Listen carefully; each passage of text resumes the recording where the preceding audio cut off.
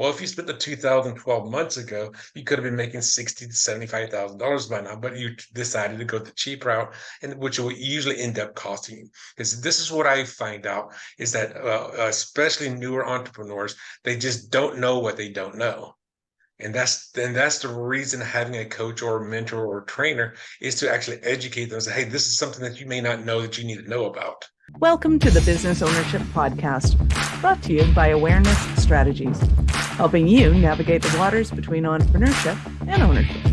Hey there, peeps. This is Michelle Nedelec, and I'm super glad that you're here with us today because I'm here with my most amazing guest, Kevin. Kevin, thank you so much for being here with us today. It's been my pleasure, Michelle. Thank you for having me. So give everybody the highlight of who you are and what you do for business. Well, my name is Kevin Dunlap. I'm the founder and lead trainer for a company that I call the Optimal Performance Academy. And the Academy is essentially a school for entrepreneurs. We have online courses. We also do business consulting on one-on-one and also in small groups. We have different levels of training that we do there. And we also do offer some free content, free trainings. That we offer on Tuesdays, and we also on a periodic basis have webinars that are educational. Those are also free, and we are also in the process of creating more workshops. 1 day, 2 day, and 3 day workshops. Nice, I love it. So, how did you get into entrepreneurial consulting as a thing? Well, I was a business. The first time I actually started my first business, I was actually downsized from a job that I was working at. And what happened was that I was working on this project and went to take my vacation because I just finished the project. I was waiting for my next project. And I asked my boss if I can go and take my 2 week vacation. It was June. And he said, yes, I went and took it off. Came back within a couple of weeks. He said, well, we can't find you another project. We're letting you go. And we're going to take that final paycheck. Excuse me, we're going to take that extra week that you had not yet earned out of your final paycheck. You're now let go with no final paycheck. And that kind of turned me off to full-time corporate America. So I started, that's when I actually found my first business, which was happened to be a network marketing company. The project that I was working on, some of you may not even know what this is, but and some of you are going to like, oh my gosh, I haven't thought about this in years. I was working on a project as a computer programmer for something known as Y2K. If y'all remember what that is. And if y'all don't know what that is, that was when all the computers going to crash on January 1st of the year 2000, and people in the 98 and 99 were freaking out about, how we're going to fix this issue that's coming out. So I was actually one of the programmers working on that. But to answer your question, for the next 20 or so years, I was a business owner myself. I got into being a real estate consultant, working with specialized areas of real estate, which led to me becoming a realtor in 2012. And then in 2020, 2021, I wrote my fourth book all about how to launch a business because I've been doing this for over 20 years. I went to a lot of seminars, workshops, and stuff like that to educate myself. And that book was 10 years in the making. I mean, wanted to write that book for 10 years. And so I finally wrote it. When I decided to leave Vegas in early 2022, I moved to Raleigh, North Carolina. And then that's when I had the notion that I want to turn this book into a business. I want to create a place where entrepreneurs can go to get an education. So we're in the process right now of creating multiple online courses. We have, at the time of this recording, 18 courses, and I already have at least 4 or 5 more that we're going to be recording in the next few months. So we're creating a lot of education, just like any other school. And depending on how you want to be educated, you can buy a course that's going to be something along the lines where you want to learn something, specific about something in business, or you contact us and see about joining one of our group coaching or one-on-one coaching programs. We have 3 levels of coaching depending on where you are in your business. Oh, so that is seriously prolific. So let's talk about those 3 layers of business, because I was going to ask you kind of what do you find are the paramount principles that people are overlooking in the entrepreneurial world or in business when they become entrepreneurs? Not being open to being trained. They want to try and figure it out on their own, try to go the cheap route. not realizing that going the cheap route is by far the most expensive way to go, because it's going to your learning education is going to suffer. You're not going to get the sales as quickly as you want. So let's say, for an example, you have a course that's $2,000, and your services are, say, $5,000, and you wait a year before you can make that first 5,000. Like, well, if you spent the 2,000 12 months ago, you could have been making $60,000 to $75,000 by now, but you decided to go the cheap route, and which will usually end up costing you. Because this is what I find out is that especially newer entrepreneurs, they just don't know what they don't know. And that's the reason having a coach or a mentor or a trainer is to actually educate them and say, hey, this is something that you may not know that you need to know about. Like, for an example, how many people on your show, they can self-identify or not, that have a website that's ADA compliant? Right. So when it comes to kind of the three levels of business, let's go over what your three levels are and how they can identify which one they fit into. Sure. That all of my businesses start with the two words of business Kickstarter. So that's just part of the moniker of the business. So the first one is called a Business Kickstarter Basic, or I call it the BK Basic for short. And that is a 9-week course. Basically, is for the basics. It's all about who is your ideal client. Figuring out exactly how do you want to start your business. So that is perfect for people that are pre-startups, that are startups, or maybe been in business only 1 or 2 years, and they're still trying to get a good start. The second level business coaching or consulting that we do is called the Business Kickstarter Prime, or BK Prime. That's a 12-week course, and that's going to be for more of the people that say, hey, I've been in business for a while. Let me start creating webinars. Let me start creating these different campaigns where I can start getting more online awareness. And then that's going to be for people that are maybe 1 or 2 years in business, maybe they're 3 or 4 years, and they're looking to grow more, especially online. The third level is what I call the BK Elite, and that's going to be a 16-week course. I would suggest you've probably been in business at least 5 years before you take this course. And the BK Elite is when you're going to start creating your signature talks so that you can go and get out in front of on stage in front of 100, 200, 300, 500 people. It's also when you're creating your online courses, as well as doing much more advanced stuff in your business. Now, I would definitely not suggest somebody that has zero experience to go and become a guest host in front of 1,000 people when we don't even know how your business works. So depending on where you are in your business, you can do it with the BK Basic, the BK Prime, or the BK Elite. And if I didn't say it, the BK Elite is a 16-week course. Awesome. So is there a ideal clientele for this, or somebody that, you find yourself attracting a lot of them? Well, I'm mainly focusing on BK Basic right now because we're looking to grow our business as we're developing more and more courses. So my ideal client is somebody that could be a trainer, that could be a coach, they could be a realtor. Somebody that, because the realtors are also small business owners. Essentially, for somebody that has their own specialized knowledge that they want to share with the world. So they're going to be an expert in something, whatever it is. I'm a yoga instructor, somebody that has their own intellectual property that they want to share with the world, or a skill that they want to share with the world. I love it. And so if somebody's saying, I don't know, a trade, could they still kind of venture into that world? Do they have to go, oh yeah, public speaking is my end game? Or is there kind of some other avenue that they might be pursuing right now, but don't realize the potential that you offer? Well, eventually, I would, if you're running a business and you're providing a service of some type, getting on stage is going to be your end goal. Even if you may not, even if you have stage fright right now, your end goal is to get, because the thing is, as you build your business, you want to influence more people and you want to bring in more clients. And if you go out and do a webinar, that's fantastic. You got 20, 30 people that may show to your webinar, maybe 2, 3, or 4 will sign up. Let's say you do have a 10 or 15 or 20% closing ratio. Getting on somebody else's stage that they bring together is going to be one of the best ways for people to to discover who you are, as well as if you just looking at the numbers, if you have a 10% closing ratio and you do a webinar of 20 people, maybe 2 people sign up. But if you go in front of 600 people, well, you've got 60 clients. And if your price point is, say, it's $5,000, that's the $300,000. That's more than a $250,000 by giving a 1 hour talk on stage. That's going to be your end goal, in my opinion. Nice.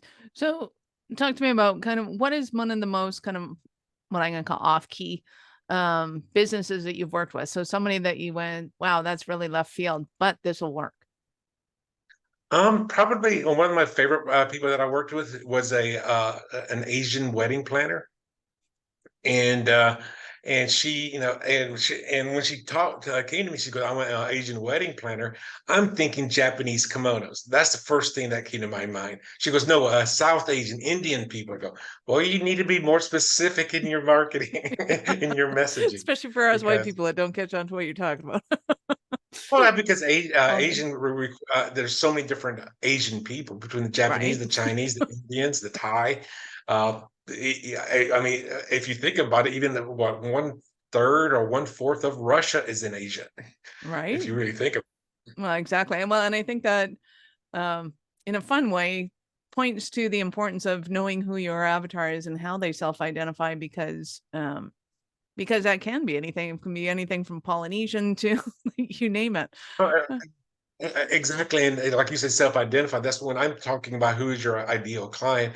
I do go into what I call self-defined labels. What are the labels that people give themselves that you may or may not give them? Mm. Well, absolutely. I had a fun time myself trying to figure out how to. I identified I wanted people that were speakers as my clientele. But unfortunately, at a certain level of speaking, unless it's paid keynotes, they don't identify as speakers, which I find ironic. It's like, well, do you go on stage and you talk to people? Yeah, you're a speaker. They go, well, no, not really. I kind of facilitate, knowing more, and more of serial entrepreneurs was what the one we landed on as to how they self-identify, which I thought was kind of hilarious because somebody in oil and gas can be a serial entrepreneur, but they've never stepped on stage before. Or somebody could be speaking, but they don't consider themselves a speaker. I mean, I've Exactly. got a friend of mine pre-COVID. He became a corporate trainer. Mhm. So he would be hired by, to say, U.S. Airlines, and he would come in and speak to the people on a particular topic. Now that is a speaker, but his label was corporate trainer. Yep. And again, it just begs to this the importance of being able to go to somebody like you and be able to have some conversations with other people, have conversations with your ideal prospects, and see how they self-identify and what the misconceptions are there. So how Well, important would you say absolutely. that is in kind of creating a successful business? Well, I mean, everybody's going to be different, and their business is going to be different, and it also depends on who their ideal clients or clients are. Because when people talk about who's your ideal client, well, I'm going to say you could have about 20 different ideal clients, and So how how important you is it market, to identify that? identify who their client is, or Yeah, identify. and how they Oh, self-identify. it is extremely important, because if you are too vague in who your ideal client is, you're going to be saying a lot of things that they're not going to agree with, or they're not going to relate to.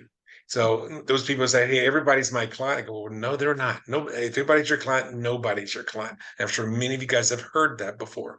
But if you go out there and say, "Hey, I'm looking for a female between 35 and 55 that's Jewish, that lives in the Northeast," that you're really going to get down, and that's just one ideal client. Then you identify a second ideal client that may be a male between 45 and 70, and these are their characteristics.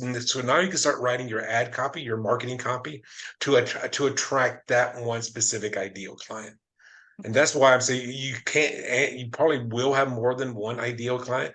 But the thing is, how you talk to a 17-year-old or 18-year-old that has a credit card is going to be a lot different than how you talk to a 68-year-old.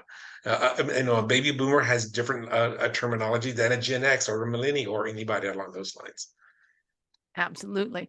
Love it. So give us an example of a Cinderella story of one of your clients. Um, Let me think. The rags to riches kind of thing. Well, or somebody that went from confusion to order, chaos to, um, yeah, That's just about everybody. exactly. Uh, Struggling so to yeah. success, like whatever that might look like for them. Well, and so one of the things I'm doing right now is one of my goals is to, and because the company is only a year and a half old at the time of this recording, Yep. and my goal is to bring 1,000 small businesses to the 6-figure level. I'm not promising 7 figures. Just once you break the $100,000 barrier, that's where you're going. That's where you're going to go. Mhm. I'm still working with clients on that because we've only been for a year and a half. But also probably one of the best success stories is actually speaking to this one person that was a realtor, when I first got together with him, I said, "Who's your ideal client?" He goes, "Somebody's buying or selling a house." I go, "Okay, there's 10,000 agents in Raleigh that do that. So what is your specialty?" And the thing I was going down was because when I got into real estate, initially, I realized at that point, and this is for anybody out there, that you have to specialize. Mhm. And for me, when I started doing real estate as a real estate consultant in Las Vegas in 2004, um, my specialty was doing lease option real estate as a investor. So I was connecting tenant buyers with who could not qualify to buy a home with landlord sellers who was wanting to get somebody into the home on a lease option. And I did that for over 8 years, and before I got my license. When I had my license, my specialty was still lease options. And therefore, if another agent, let's say Michelle, you were an agent, and you could have a client that was saying, "Oh, no, I can't quite buy a house. I like to do a lease option," and you knew I specialize in that. Guess what? Even though you buy and sold houses, who do you think you referred them to? You referred You, them to myself. Absolutely. of course. So I've had several referrals that came in that way. Um, I, so, so talking about this one realtor, I would just say, what is your specialty? What do you want to get into? And then he was wanting to get into high-rise condos in Las Vegas. I go, there you go. You become, go find out every single high-rise condo, know all their CCNRs, how many floors they have, what are their floor plans. So when somebody says, you know what, I don't want to have mow a yard, I want to be with the end people. High-rise condos is your game. So I, he became like that was his specialty. I mean, he did other properties, but his specialty was high-rise condos. well, and I love the aspect of just pick something that you really like and go and do the research on it and go figure out kind of what is it that people are looking for in regards to that arena so that you at least have a repertoire to be able to speak about. And when they ask you a question, you at least have some intelligent information to give them that nobody else has kind of done the R&D on. Uh, Right. and how that can pertain to almost any business.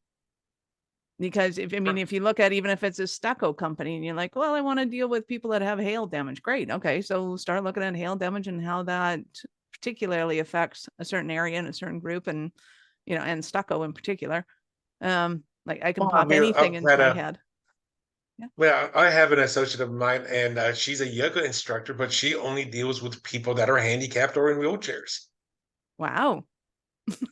That's I mean, that's right. getting very specialized. But the thing is, she's dealing with a lot of the elderly people, so she gets hired by retirement communities to come in to help people that have limited mobility do some kind of exercise. So that was her passion.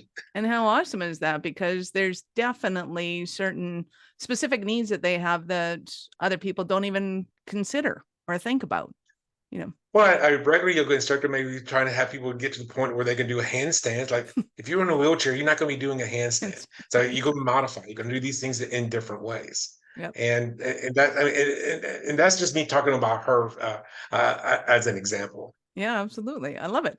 Um, so what would you say are some of the stumbling blocks that somebody might be having in business right now as they're listening to this, thinking, oh my God, Kevin, I need you so badly? What are they Um, struggling with? I would say most likely they're probably going to be struggling with with their marketing. It's usually the number one, and then number two is how do they handle potential clients as they come into their funnel or come into their email list. The thing is, it's actually going out there and creating strategies that do work and yeah, that do work. The second thing that's been a huge game changer this year, 2023, it was the where AI became out to the public as something as a tool. I was at a luncheon yesterday specifically. There was maybe 15 people there. I would say maybe 10 of them have never used AI, or excuse me, they have used. They just didn't realize they've been using it, but they have not used things like Chat GPT. I mean, because if you have Grammarly and it autocorrects your spelling, that's AI. I mean, so Yeah, I think right now there's having a little bit more of an IT background than most. I think there's a huge confusion around actual artificial intelligence and a huge data bank with an immense amount of algorithmic abilities. So I think it's kind of an interesting conundrum. ChatGPT definitely, when it came on the market, threw the world into a tizzy about what AI is, what it can do, and all that kind of fun stuff. And I think it's interesting to me now is all of the applications that people have discovered because of their willingness to just go and play. It's like none of us know how to use this. No one on the planet, other than the developers, knew how to use it. We're all just figuring it out. Let's go play and see what happens. And I think a lot of fun and interesting things have happened from that. And I think people that haven't had that curiosity and playfulness around it have kind of missed out a little bit in it. And not that it's too late by any stretch of anyone's imagination, but just to have that curiosity and play with it. Well, the thing is, what I tell people, because I mean, I'm still learning AI. I mean, I just started using it probably 4, 5, 6 months ago. That's when I started using it. Now I'm using it 3, 4 times a day. I mean, all It's my the new courses, the Facebook. general outline is done by ChatGPT. When I want to write a blog, I have ChatGPT write the initial concept of the blog, and then I go and make the changes as necessary. Yep. So yeah, I mean, for new businesses that are just getting started, you have to accept the new technologies. You cannot like, well, I mean, if you complain about it that it's well, it should not happen. If you start shooting on new technologies, to me that means you're going to get left behind. Because Absolutely. the example that I use, let's assume this was like 15, 20 years ago, and you have a bicycle shop. And then this new technology that comes along, it's called the internet. And you go, no, I don't want to sell my bikes on no internet. I want to meet people face to face. Like you're going to be out of business in a year. Mm. Well, yeah, and I think it's particularly fun is I heard a stat, I don't know how accurate it is, but I liked it and it seemed pretty accurate, was about 10 years ago, if you looked at software and how it can help you in your business and your marketing, there was about 1,500 apps that you could go and look at. And today there's 15,000. Like, yeah, like it's not that you need to know everything that works so much as you have to be able to accept that there's going to be changes absolutely in the Mhm. industry, and the easier it is to embrace them, the better. And that when it comes to business, there are basic fundamentals, and you don't know what you don't know, so you got to do your research on that too, and figure it out from grassroots. I Well, love the, it. the, the thing I would Yep. say on that to continue on that just a little bit more is you have to be adaptable to whatever is going on in the world. Imagine this.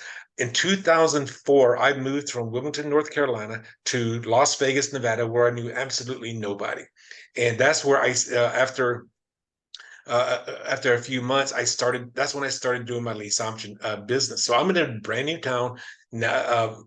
I was house sitting my first year for people, so I didn't even so I was still learning the town. And then I started my lease option business, which was basically at that time find somebody that has bad credit, work with with one specific realtor, and uh, and then have that tenant buyer pick the house that they would like to eventually buy.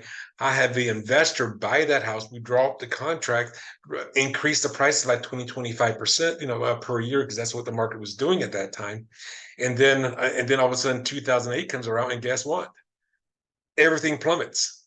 So how do you run a lease option business with that format when the prices are going down?